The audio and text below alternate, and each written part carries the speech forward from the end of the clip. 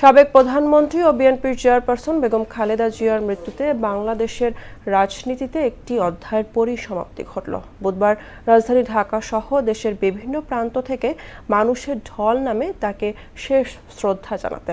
নামাজে জানাজায় অংশ নেয় লাখো মানুষ। দেশের পাশাপাশি বিশ্ব গণমাধ্যমেও তার শেষ বিদায়ের খবর ফলাও করে প্রচার করা হয়।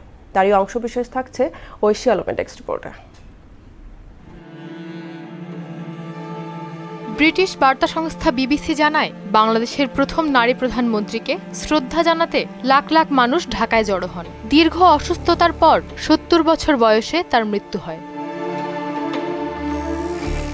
মার্কিন বার্তা সংস্থা এপি লিখেছে, জানাজায় অংশ নিতে অনেক মানুষ রাতভর গ্রামাঞ্চল থেকে সফর করেন। কেউ কেউ খালেদা জিয়াকে মা সম্বোধন করে কান্নায় ভেঙে পড়েন। ফরাসি বার্তা সংস্থা এএফপি জানায়, রাষ্ট্রীয় অন্ত্যেষ্টিক্রিয়ায় এমন এক নেতাকে বিদায় জানানো হয়েছে যিনি কয়েক দশক ধরে বাংলাদেশের রাজনীতিকে প্রভাবিত করেছেন। কাতার ভিত্তিক আল জাজিরা তাদের প্রতিবেদনে জানিয়েছে, জাতীয় সংসদ ভবনের দিকে মানিক মিয়া এভিনিউ জুড়ে ছিল মানুষের ঢল। জাতীয় পতাকায় মোড়ানো কফিন কনভয়ে করে নিয়ে যাওয়া হয়।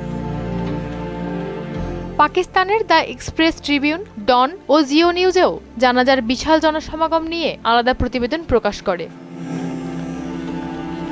Times of India, India today ও দ্য ইন্ডিয়ান এক্সপ্রেসও বেগম জিয়াকে বাংলাদেশের প্রথম নারী প্রধানমন্ত্রী এবং দক্ষিণ এশিয়ার প্রভাবশালী রাজনৈতিক নেত্রী হিসেবে উল্লেখ করে প্রতিবেদন প্রকাশ করে।